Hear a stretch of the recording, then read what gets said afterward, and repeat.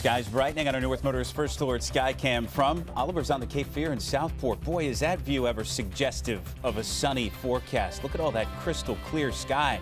How much temperatures grow on the sunshine in your forecast coming up.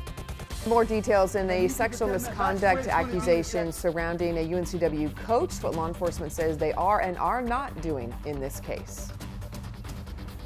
And it's not really a protest or a rally, but a celebration for equal rights. How one group is bringing a national movement and making a march, not so much a march, as Carolina in the Morning at 6:30 starts right now.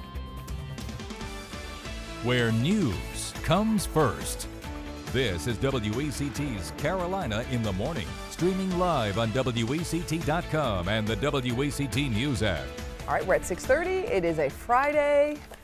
Thanks for being here. I'm Kim Ratcliffe. Things warming up too. That's great news. Hi, I'm Bill Murray. We appreciate you sticking with us. Hey, some might call it a protest, others a rally, but organizers say the one event is really a celebration. That's what it's all about. And it's for all. It's called the Wilmington Women's March.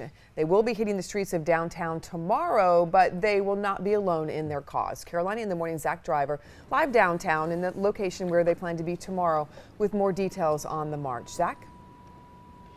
Yeah, guys, the Wilmington's Women's March taking place this weekend right here in downtown Wilmington. Talking about the Women's March there, and the last year, the kind of big main event, that was in D.C. I know people from Wilmington actually went up to D.C. for that Women's March, but this year the main event is actually going to be in Las Vegas. An organizer said that they're moving it to Las Vegas because they kind of wanted to get away from that political focus field. They're still trying to reach political leaders, but they wanted to kind of go out into the country, be in a different location this year, and focus on coming together rather than kind of dividing, which is kind of what started this whole movement in the first place. Yeah, it really has sort of evolved throughout the entire year. You do hear more from women.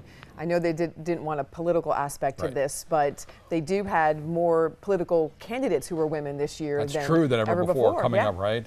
But Washington also very divisive this year as well. So if they're trying to not be divisive in a way, it kind of makes sense that they would kind of stay away from the divisive capital of the planet these days. That's true. We want to check in with Gannon now, who's going to make us smile as we head into the weekend. Gannon, hi. Good morning once again, Bill and Kim. Temperatures to step outside this morning between 21 and 30. Also talk about some warm weekend temps coming up. All right, Gannon, thank you. New this morning, authorities are asking for your help to find a missing woman. Here's a key piece that I thought was very interesting. Now, New Hanover County Sheriff's deputies say that Catherine McNeil, last seen yesterday on Highway 421 near Sunnyvale and Carolina Beach Road. Investigators say she's 73 years old, last seen wearing blue jeans, a brown leather jacket. But here's, I think, the takeaway from that. Red shoes. Might be noticeable. You might notice those. I don't think a lot of people wear red shoes during the day. If you've got information on where Jones may be, you can contact the sheriff's office. All right, and keeping you updated on the controversial topic of offshore drilling, specifically off the coast of North Carolina. The governor now adding his voice in opposition to the Trump administration's plans to open up offshore drilling off of most of the U.S. coast. Governor Cooper will be in Wrightsville Beach Monday to talk about why he's trying to stop drilling off our coast. The governor says he even told the U.S. Interior Secretary that he wants the North Carolina coast exempt from the latest 5-year plan. Many leaders also unhappy with the decision to exempt Florida. The administration says it gave the exemption because Florida's coast depends on tourism. So the argument Governor Cooper is expected to make is, of course, tourism is important here in North Carolina as well. Absolutely. Well, more than 100 people will be in the clear for rioting charges stemming from President Trump's inauguration. But for one Wilmington man and 58 others, that's not the case. Joshua Barnick is set to face a judge in March. He was one of more than 200 people originally named in an indictment last year. It alleged that they participated in a riot where they concealed their identities. Indictments against 129 of those defendants will be dismissed. Almost 60 people, including Barnack, still face charges. Officials say this lets the government focus on what it considers the core group of people responsible for the violence.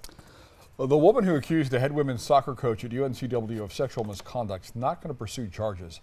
According to the New Hanover County Sheriff's Office, the woman took to social media saying Paul Kearney sexually abused her at soccer camp way back in 1997. Now, Kearney's attorney says those claims were investigated a decade ago, back in 2007. The Sheriff's Office says the alleged victim didn't want to pursue prosecution, so the case was closed. Because the allegations were recently brought up again, UNCW placed Kearney on administrative leave with pay back on December 8th. The sheriff's office reached out to the woman again. She told them she does not want further criminal investigation. The university says its inquiry will continue, and the university police investigation is still open. You can read the full statements from Kearney's attorney and the sheriff's office on this story in the WECT mobile news app. 2 breaking and entering suspects are in jail this morning. Larry McGee and April Hoffman allegedly broke into a home while people were inside. Both arrested, charged with larceny and breaking and entering. Whiteville police say they broke into vehicles on Franklin and Weiss Streets, stole a gun and knife. They also allegedly stole a TV from a home there as well. McGee has an outstanding warrant for breaking into and stealing from a car.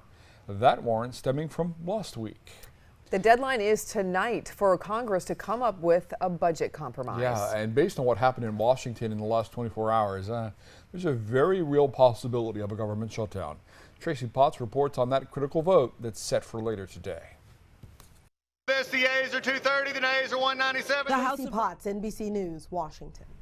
All right, we're going to start First Alert Traffic with a road closure to tell you about. Torchwood Boulevard in the northern end of New Hanover County is closed at Ireland Court to through traffic as crews are making some repairs there. Potholes and sinking pavement developed on the road after the snowstorm that we had a couple weeks ago.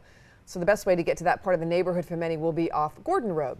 Closure expected to go until the end of the month. Hey, checking your commute times now into Wilmington this morning. Greens all across the board for all 7 major routes. There are no bridge openings and the ferry running on time. That is a check of your First Alert traffic.